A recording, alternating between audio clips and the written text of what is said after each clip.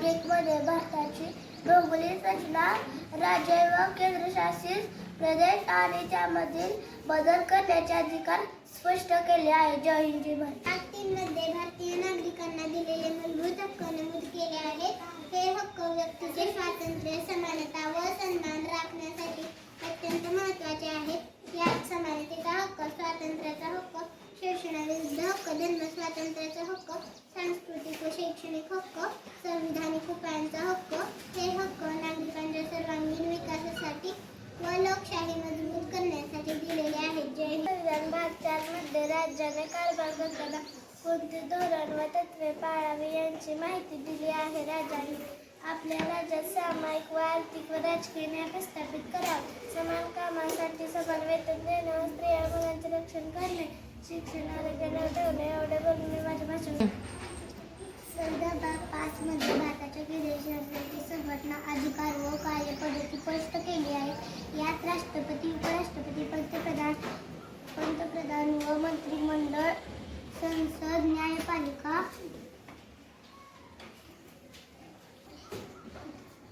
भारतीय संविधान भाग 6 मध्ये भारतातील राज्याच्या शासनाची रचना, अधिकार व कार्यपद्धती स्पष्ट केली आहे. त्यात राज्यपाल, मुख्यमंत्री व मंत्रिमंडळ, राज्य विधिमंडळ, उच्च न्यायालय यांचे काम, कार्यपद्धती, बंधने इत्यादी माहिती आहे. भाग 6 राज्य सरकारचे कार्य हे कर्तव्य हे सांगितले आहे. भारतीय संविधान भाग 10 मध्ये केंद्रशासित प्रदेशांच्या निर्मिती, त्यांची व्यवस्था आणि त्यांचे प्रशासन याबद्दलची तरतुदी आहेत. त्यात केंद्रशासित प्रदेशांचे अधिकार आणि त्यांची कार्यपद्धती स्पष्ट केली गेली आहे. जय हिंद जय महाराष्ट्र.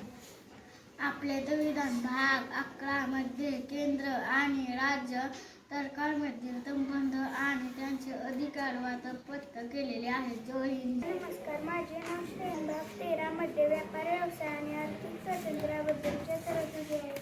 त्यात राज्यांनी कोणते नियम लावू शकतात तसेच आर्थिक अधिकारांचे संरक्षण याबद्दल माहिती दिलेली आहे. आपले भारतीय संविधान भाग 15 यामध्ये मतदानाचा अधिकार, मतदार सुनावणी आणि निवडणूक आयोगांचे अधिकार याबद्दल माहिती दिली आहे. त्यात निवडणूक खर्च, निवडणूक नियम आणि मतदानाच्या तत्त्वांचा समावेश आहे. जय हिंद. भारतीय संविधान भाग 17 मध्ये भारतीय भाषांचा दर्जा, त्यांचा वापर आणि केंद्रीय व राज्य स्तरावर भाषेच्या वापराचे नियम याबद्दल माहिती दिली आहे. त्यात राजभाषा, शासकीय भाषा आणि शिक्षणातील भाषा याबद्दलचे नियम स्पष्ट केलेले आहेत. जय हिंद. संविधान भाग 18 मध्ये राज्य सरकारमध्ये बदल करण्याची प्रक्रिया आणि त्यांची मर्यादा याबद्दल माहिती आहे. जय. संविधान भाग 20 मध्ये घटना दुरुस्तीची प्रक्रिया, त्यासाठी आवश्यक आणि नियमाने बदल करण्याची मर्यादा याबद्दल माहिती आहे.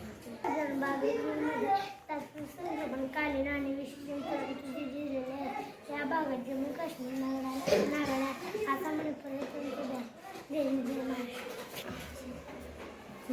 भारतीय संविधान भाग 9 मध्ये मुख्यत्वे जमिनीच्या मालकीहक्काशी संबंधित तरतुदी आहेत. या भागात जमीन अधिग्रहण, पुनर्वसन आणि संबंधित कायदे यांचा उल्लेख केला गेला आहे.